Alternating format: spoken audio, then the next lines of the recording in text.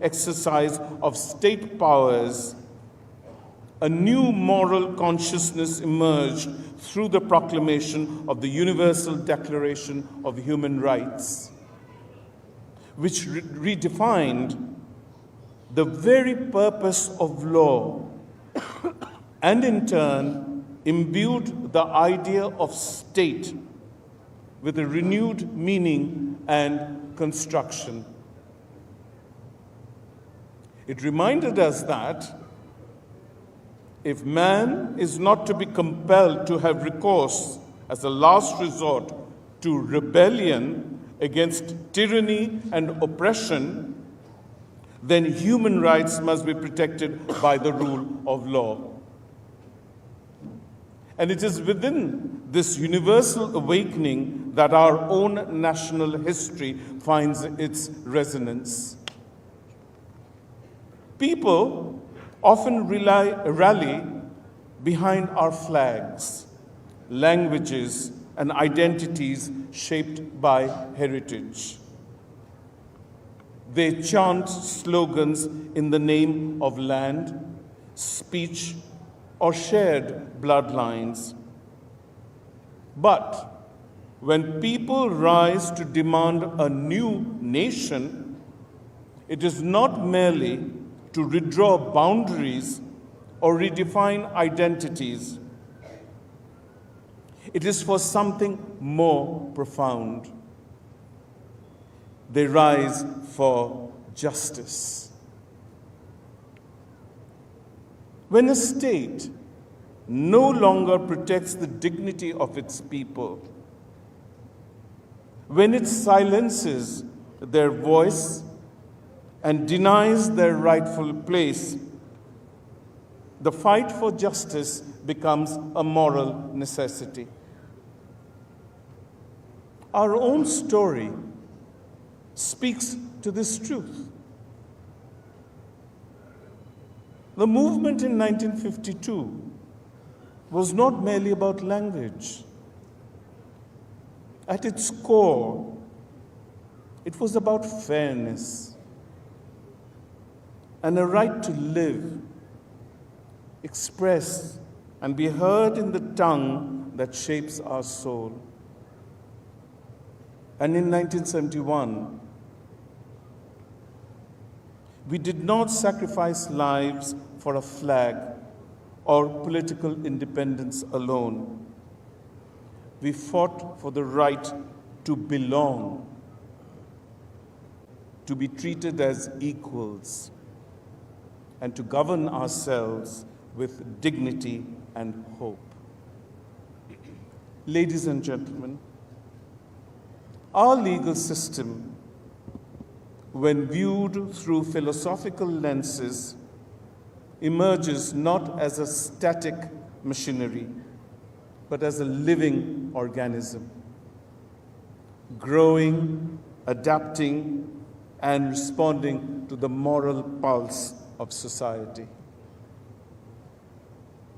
It draws its legitimacy from its autochthonous birth in 1971, its philosophical maturity in 2024, and its continuous evolution under constitutional guidance.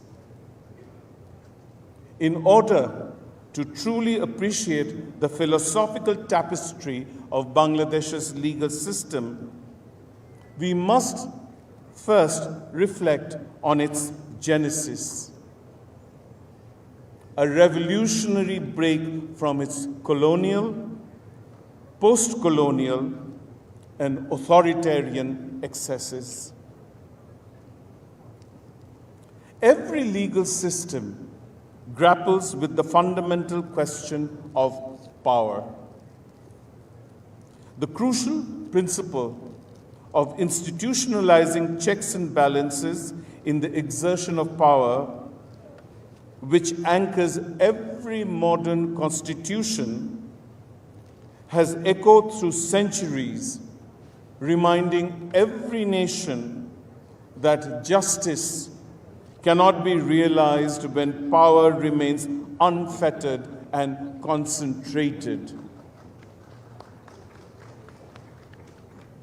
As Aristotle observed in his timeless work, Politics, and I quote, "There are three elements in every constitution which every serious lawgiver must consider.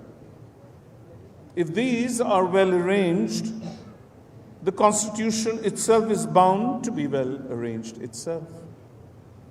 And these three pillars are, first, the deliberative power, which discusses everything of common importance. Second, the magistracies. And third, the judicial element. End quote. This ancient wisdom later matured into a relatively modern theorization of separation of powers, foregrounding that the legislature shall make the law, the executive enforce it, and the judiciary shall interpret it.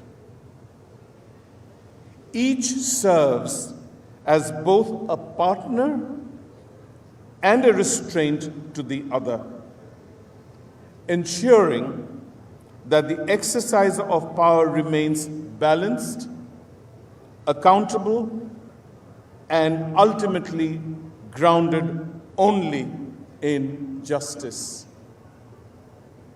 It is the equilibrium that our own constitutional order seeks to preserve, recognizing that the true strength of the state lies not in the concentration of power, but in the just distribution of power. Article 22 of our Constitution mandates the separation of the judiciary from the executive. Yet, this constitutional commitment has remained unfulfilled for far too long. Today, with a renewed vision following the July Revolution, we stand at a crossroads to finally give life to that promise, to establish a judiciary that is not merely separated, but institutionally autonomous, morally courageous, and constitutionally empowered to safeguard justice for all.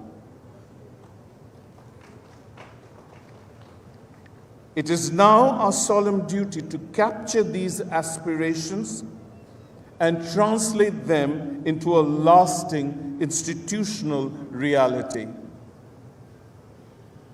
By ensuring that judges are free from executive control, by securing transparent judicial appointments, by strengthening the district courts, and by safeguarding access to justice for all, the judiciary must seek independence, not merely as a constitutional rhetoric, but as a lived experience.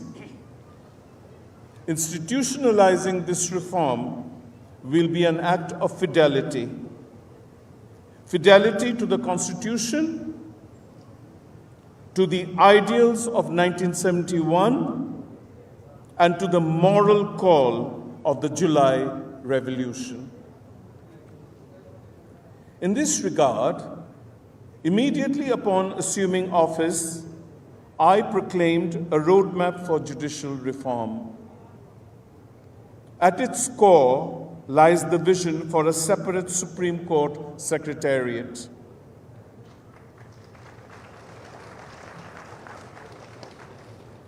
A separate Supreme Court Secretariat is envisioned as the central hub of judicial administration, a dynamic institution where the delivery of justice is strategically planned, efficiently coordinated, and transparently executed. Its purpose is to enhance not only the internal functioning of the judicial system, but also the overall experience of those who seek justice, ensuring it is administered with greater efficiency, clarity, and accessibility. Attached to this reform is an issue of even greater significance, that is, the judicial budget. At present, the judiciary neither draws nor controls its own expenditure, nor does it have a decisive voice in the development of its own infrastructure. The separate secretariat will therefore serve as the institutional foundation through which the judiciary may finally exercise control over its own resources, ensuring that the dispensation of justice is no longer constrained by administrative dependency. The in principle policy nod given to the Supreme Court Secretariat Ordinance 2025 just 2 days ago, on 23rd October, by the interim government cabinet, is the product of a very prudently conducted multilateral effort in which strategic posturing by the Office of the Chief Justice vis-à-vis the executive branch of this interim government has over the past 15 months played a pivotal role and will continue to do so in the foreseeable future. Accordingly, it becomes all the more incumbent on all stakeholders henceforth, like successive Supreme Court administrations, countrywide bars and bar associations, and crucially, the Supreme Court Bar Association, judges, both of the Supreme Court of Bangladesh and the district judiciaries and magistracies, and the Bangladesh Judicial Service Association in particular, to ensure the sustainability of such structural transformation by realizing one core fact. That is, we are all bound in a quid pro quo relationship here.